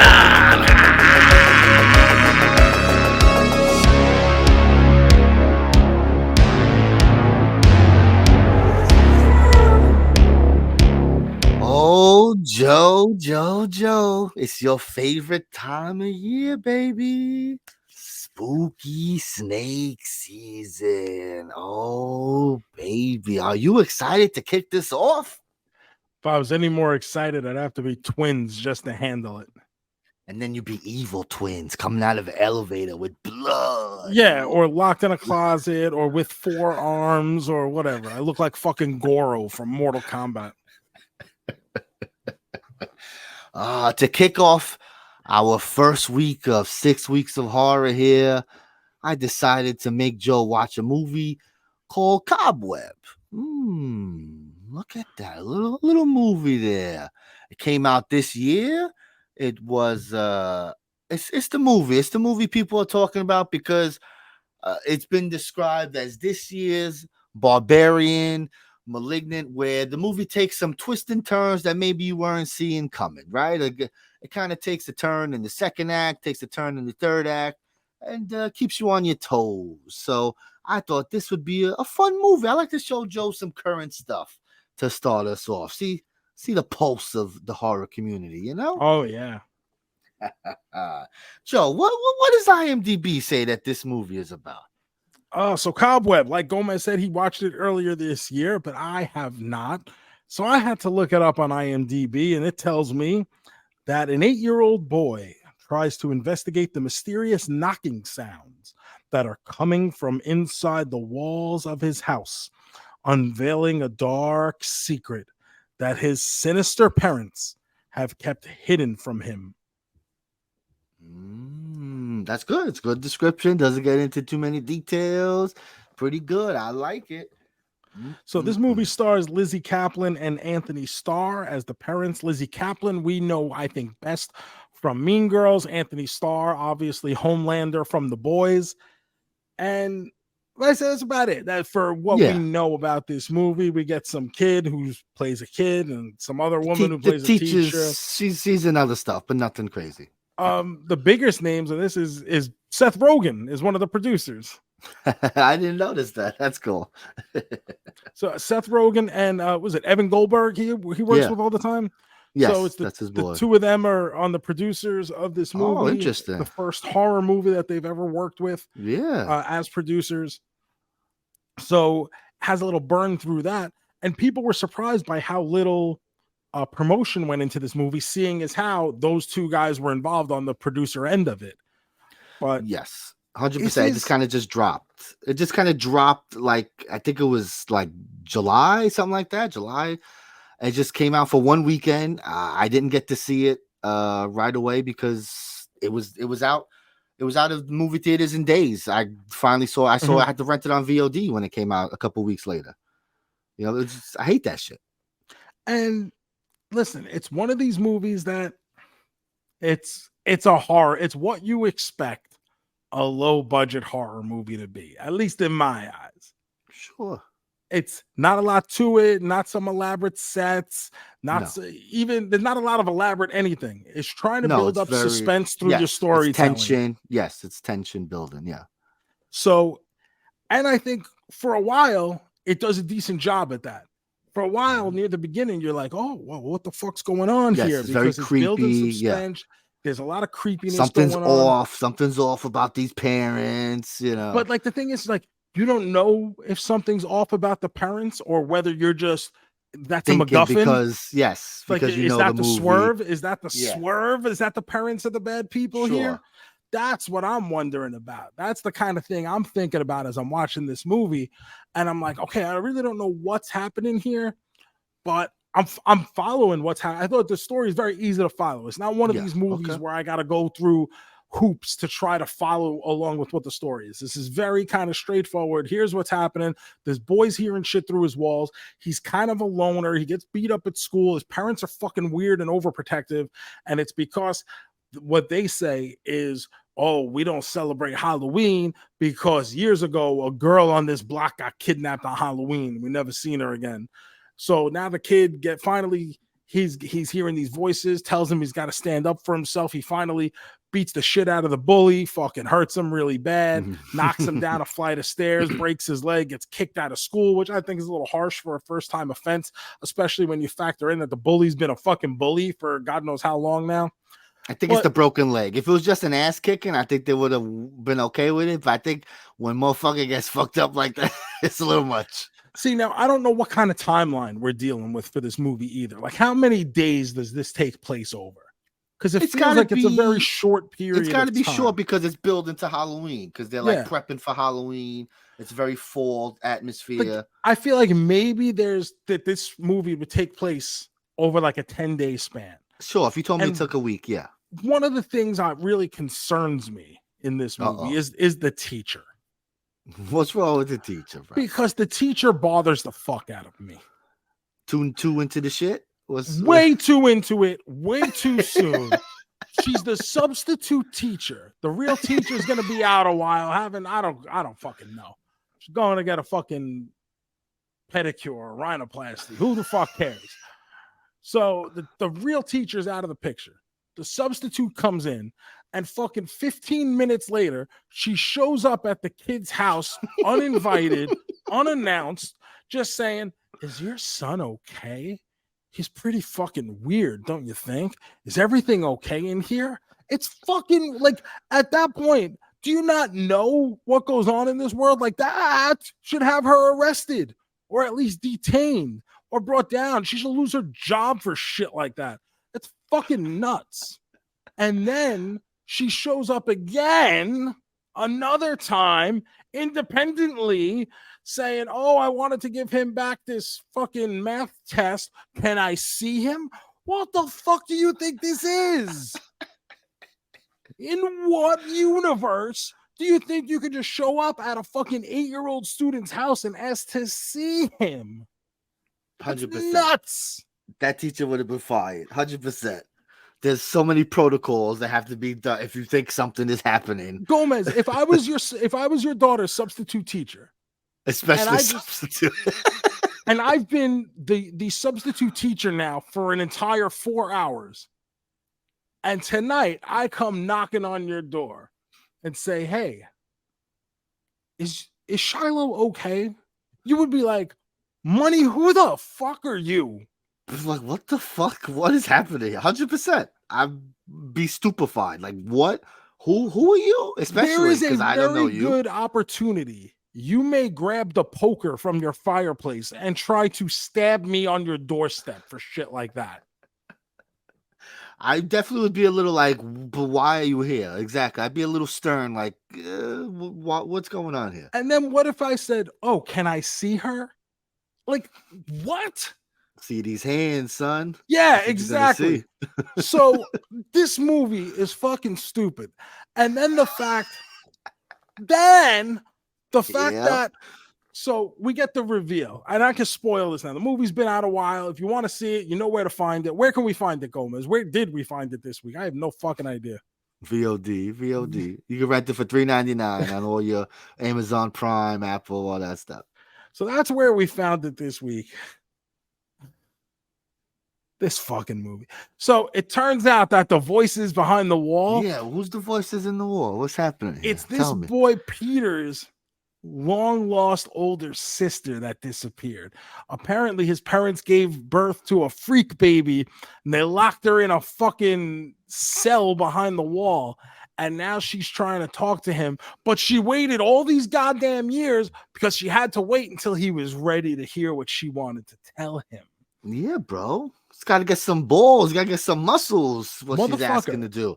I'll tell you what, you lock me in a cell, I am not shutting the fuck up. You lock me behind a clock, in a cell behind a clock, in a wall, I am not stopping. If I'm alive, I'm fucking screaming, help me. Don't you Help think me. that's how it started? And maybe this person got their ass beat every day for doing that? So now you But- got to quietly, Peter, she whispers everything, come over here, Peter. You know, it's a whisper. But like, if you're the parent, just fucking kill her. If you have a freak baby locked up behind the clock, how are you feeding her? A bucket of fish heads? Like this is Bart It's the Simpson's brother Simpsons, Hugo? yes. It's the Simpsons. It's the Treehouse of Horror. 100%. But that's it is. exactly what this movie is. It's the Treehouse of Horror with the free, and then we realize, oh, maybe we put the wrong kid in the cell, right? It's like, oh, well, you know, when you hear, just because someone's whispering things to you, how can you trust this person? Like this boy is very trusting. What would you think that was your sister behind the wall? Would you believe that? Now, putting myself in the mindset of a lonely 8-year-old boy who really has no friends. Sure. And he's got very fucking weird parents who don't want him to do anything.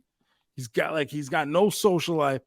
I'll tell you what, if someone's being nice to me, the odds are I might believe this weird voice in the wall.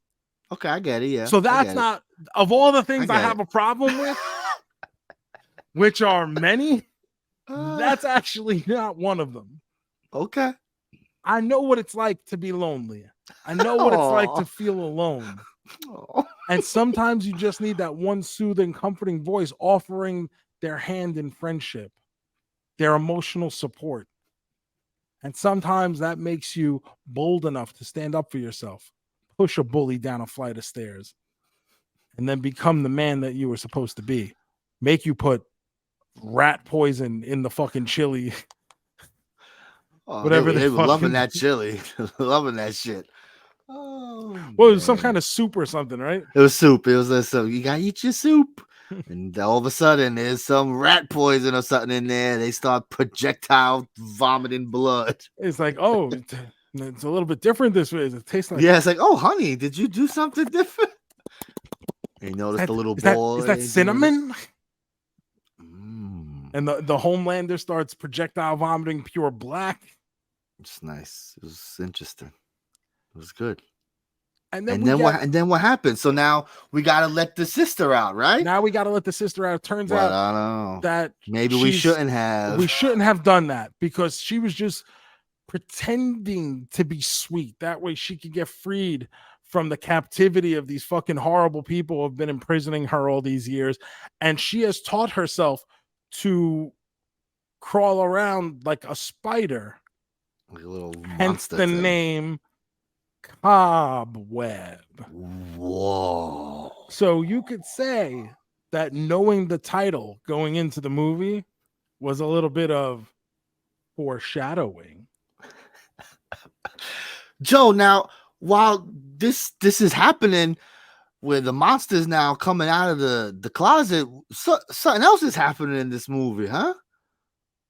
Well, yeah, as this happens, Peter's bully and I guess his older brothers. Yeah, I don't know what other way to explain that is. I sure. guess it's his older cousins or whatever is, but his older families, whether it's his brothers, his cousins, they come in to like, ransack the house and beat him up on Halloween night. And it's so weird to me that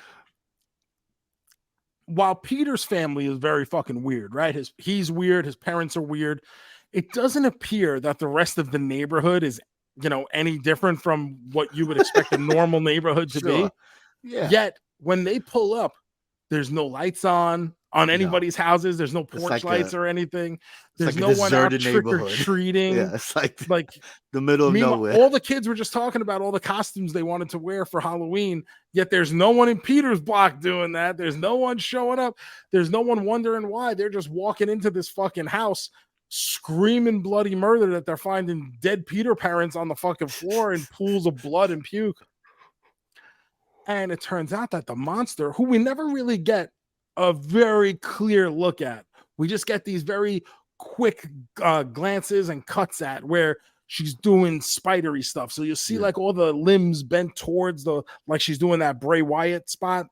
Yes. That's like exactly the crab walk, right?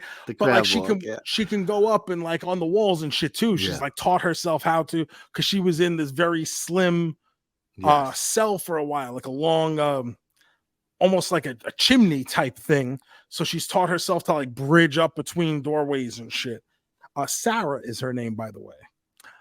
So Sarah is doing fucking cobwebby shit. And then when she realizes that these people are here to hurt Peter, she takes it upon herself to hurt them. Not just hurt them, but murder them. But while this is going on, Peter had earlier made a phone call to his teacher, Miss Divine. There's a lot going on. if you're gonna call anyone, call the one person that gives a shit about you. And this part I agree with. Miss Divine, the substitute teacher, is the only person who's ever given a shit about Peter. She comes running to the house and walks in on what the fuck. Exactly, bro. I'm like, this poor teacher, this poor substitute. What did you get yourself into, honey? This is why. Mind your business. You mind your fucking business and listen. A summer vacation every year sounds really good, but don't go into teaching. The money's not there. You're going to have to give up that vacation and work summer school anyway to be able to pay your rent. It's just not worth it. And especially, you don't want to be getting fucking phone calls from students saying, please come save me from my spider system. My life. It's a crazy. I fucking poisoned both my parents and I'm being chased by a fucking freak spider girl who's, I don't know, 3-4 years older than me and has been living in a wall for all these years. You need to be the one to save me. Fuck you. Call the superintendent at that point. I'm just a fucking substitute, bro. Did it seem like her hair was like alive, right? Like, didn't her hair kind of move or weird? Like, I feel like when she first came out of that thing, I was like, oh, she's like a demon. Like, she's like the devil. It's like, no, she's just a little creepy looking kid who just has these little. She's just physically deformed from what I kind of took out of it. It's like I didn't get the sense that she was like possessed or anything. No, that I just thought like, oh, this is what it's gonna be like, especially because like when she first comes out, right? Once he opens the door, she like starts cackling, like it's like I'm free. Yeah, like very fucking weird. Like, because obviously she's putting on like the sweet girl voice to lull Peter into a false sense of security. And then she becomes like a witch after that, like a Halloween witch. Must be some kind of demon or some shit. Nah, I don't think so. She's like the fourth Sanderson sister. Oh man. So do you get like the comparisons, how this movie takes lots of turns, right? It's not exactly like those movies, but in the vein of where this movie does go all over the place, doesn't it? But at the same time, I think it takes turns in the sense that it's trying to deflect the real And don't get me wrong, it's a horror movie, so you assume like this sweet voice probably is something not so sweet. Yes, you know something's do up. not accept this for what you think it is at face value. Yeah. But it is trying to deflect where it's almost got you questioning whether you wonder if it's too obvious or something like that. Yes, because right when he's unlocking the door, the mother's still alive, and she's like, "No, do not let her out." And you're like, "Oh shit, wait a minute, maybe the mom isn't like a bad person," you know. So yeah, that's good. All right, sounds like interesting. I'm trying to, I think you're gauging. I'm trying to gauge. I'm trying to see. I think. All right, I'm gonna hit some music. Let's see how we're doing here.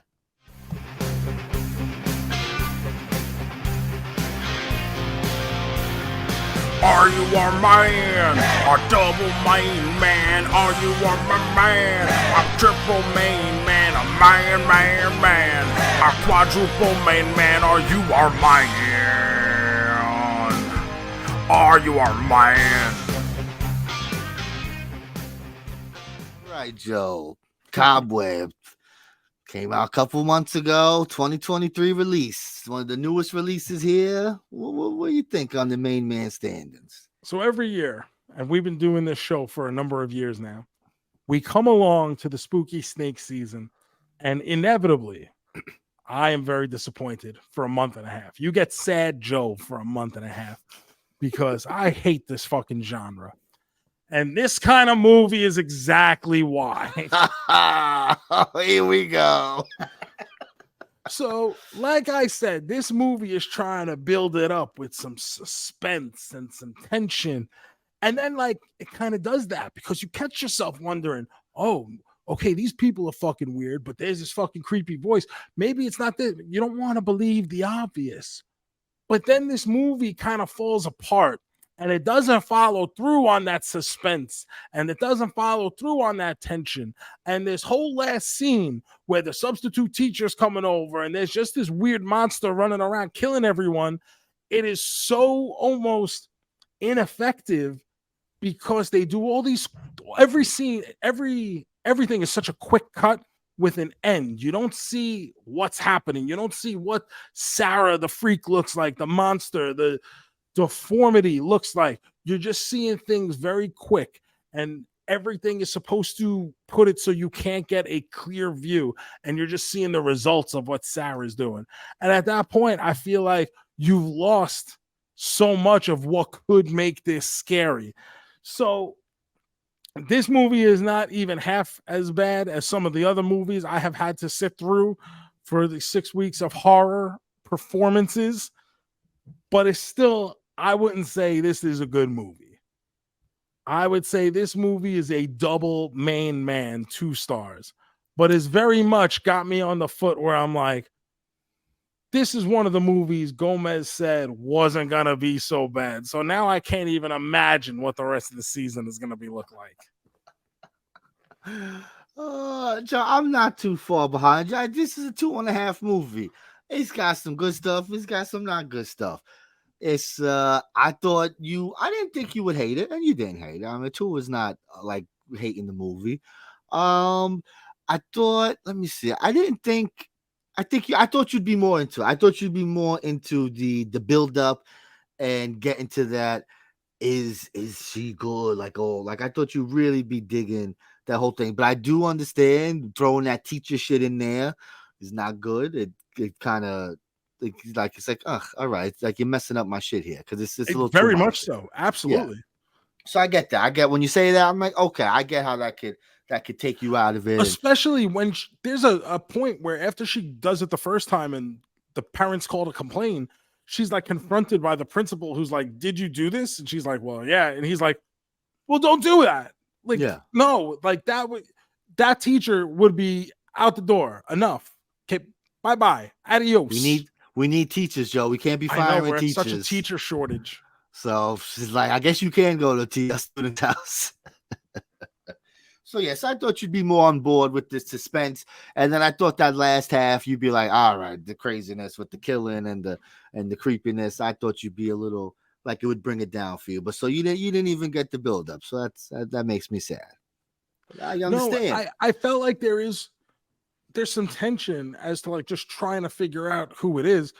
But then I feel like it doesn't pay off at all because by the point where everything's coming around, the biggest thing for me was that the kid actually poisoned his parents. Yeah, it was crazy. Yeah. Because I didn't think he had it in him. And then when the reveal of that comes along where the father makes the comment like, oh, is that cinnamon? After they made a point of saying that the rat poison earlier in the movie tastes like cinnamon, smells like cinnamon.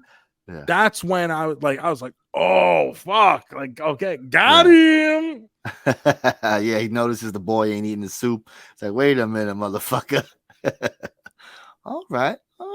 Well, listen, I'll take it. A 2 is not a bad start because Joe be hating some movies sometimes. So I'll take a 2. I'll take a 2. And I'll gladly get ready for next week, Joe. What you got for me, JoeMeZ? We're going to the movies this week, Joe. Been a long time. The only time we're going to the movies this month, unless I'm missing something. I don't think anything is popping up at the end of the month. But bro, you've heard of Barbenheimer. This week, Joe, it's Saw Patrol. Are you ready for Saw Patrol? There is a new Paw Patrol movie. Don't worry, we won't be watching that. Oh, thank God. So you drop your kids off in that movie theater, and then you go on down and you check out Saw X, baby. It's been a while since we had a new Saw movie. I know we had Spiral a year or two ago with Chris Rock, but that's not a Saw movie. It's from the book of Saw. It doesn't count. This is a Saw movie that has John Kramer. That's the main guy. That's the Jigsaw killer. And so this is supposed to be a prequel. This takes place, I think this is Saw 2, technically. Like this is in between 1 and 2, maybe 2 and 3, but I think it was between 1 and 2. Either way, it's basically like Saw 1.2 or some shit like that, you know. I'm excited. Do I need to have seen the other Saw movies to because I think it's a prequel. I think, you know, maybe there might be a callback to something that'll happen later on in the series. But this is supposed to be a self-contained thing that Jigsaw did in between movies. Because I believe the only one I've seen, I guess this would actually be the sequel to that then, because yes, that's why. The only one I have seen is the Saw 1 that we watched probably for the very first 6 weeks of horror we did. It's been a while, and if I'm not mistaken, I mean, I remember you like loving the movie. Am I off base? I thought it was very good. Yeah, I remember like you were a big fan of Saw. It was a psychological thriller, and I was able to get into that, and the ending did surprise me. And I was like, oh my God, like that reveal fucking popped the shit out of me. So that's every Saw movie has a reveal like that. Every Saw movie, the music kicks in, dun, dun, dun, dun, dun, dun, and then you find out something about the killers and who you think. I don't want to get us copyrighted, so I had to do a poor imitation of the music. So yeah, so I'm excited, baby. Saw, woo! I love it. I'm sure it's gonna make a shit ton of money.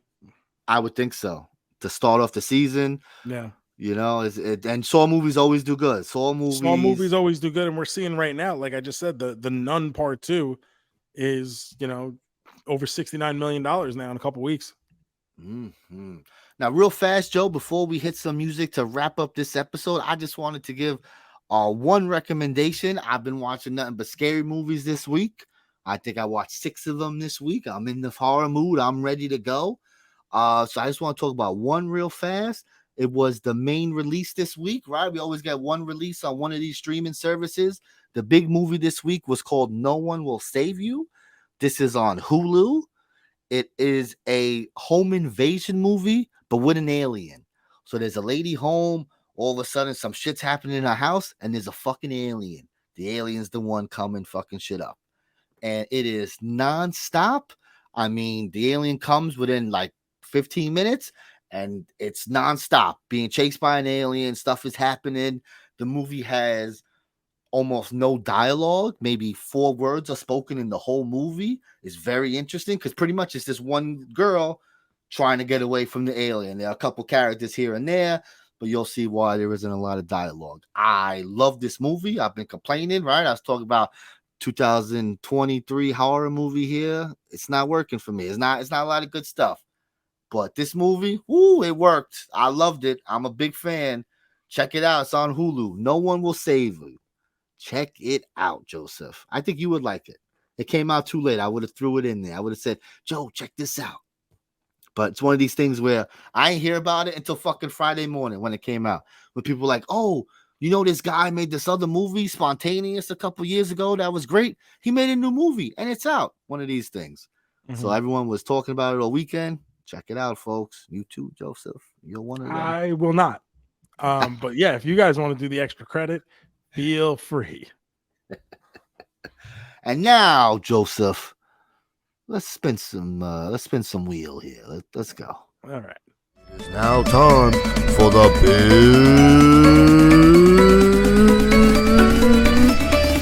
finish.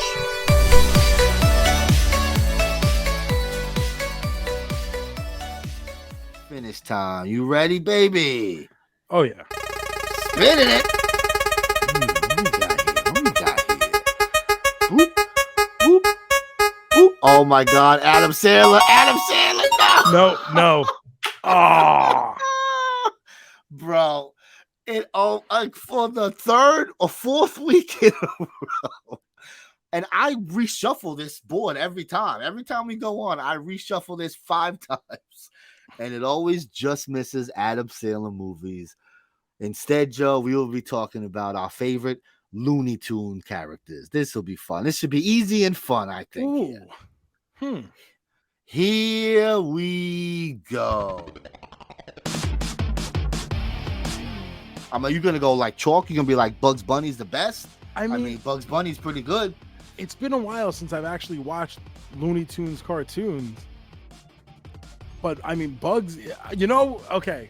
Marvin the Martian is going to be number 1 for me. That's number 1 for me, baby. Marvin the Martian, I think is great. He was colored so differently than the rest of them. Like he always just stood out, and yes, I always just thought he was cool whenever I would see him. Space modulator.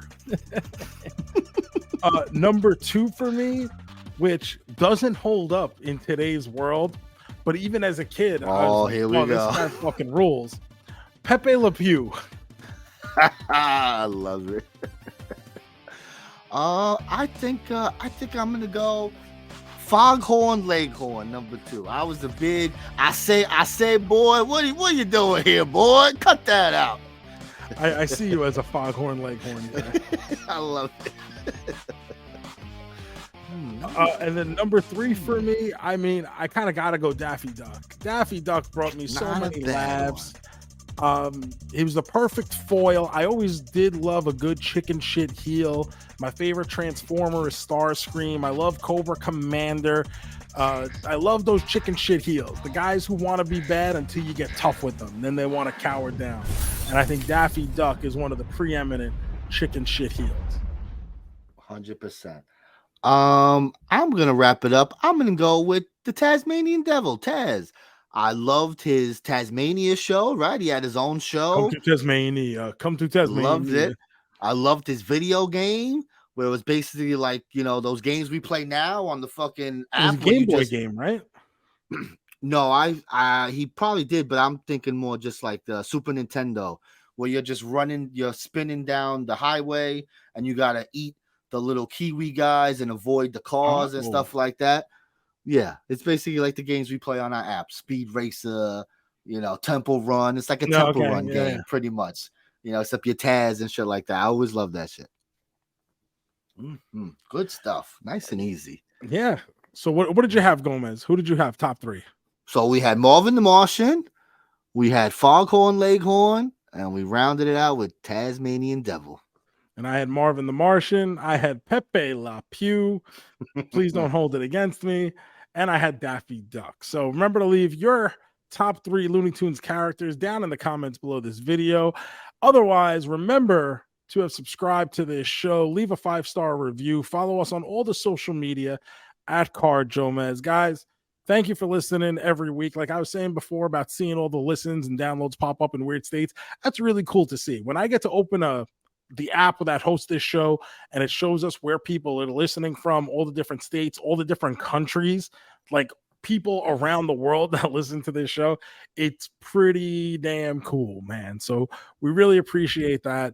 Thank you. Please continue to do so. Follow all my personal stuff at the Joe Shoes. JoeMeZ and I are going to be seeing each other soon. Maybe give you a little vlog ski because we will both be attending New York Comic-Con because I making a special trip to meet some special people. And no, JoeMeZ is not that special people. But otherwise, you can buy a t-shirt to help support at prowrestlingtees.com/Joe Shoes. And of course, youtube.com/Joe Shoes. The JoeMeZ 154, Instagram, Twitter, Blue Sky. Follow me there because I'll be watching scary movies and I'll be putting up what I'm watching. So if you want to see what I'm watching, maybe you want to see what you should watch, let me know. I always got a list. JoeMeZ has been doing a whole thread of all the movies that he's been watching. So if you need some ideas for some bonus credit spooky snake season movies, follow him everywhere at the JoeMeZ 154. Yes, baby. We'll be back next week with Saw X. So make sure to head to your local theater establishment. We're going to watch Saw X. And this is the story of a young boy named Jigsaw. He likes doing puzzles. And so we're going to watch a movie about that. Apparently, it's supposed to be interesting. But JoeMeZ, until then, let's make like Tom and cruise. Peace.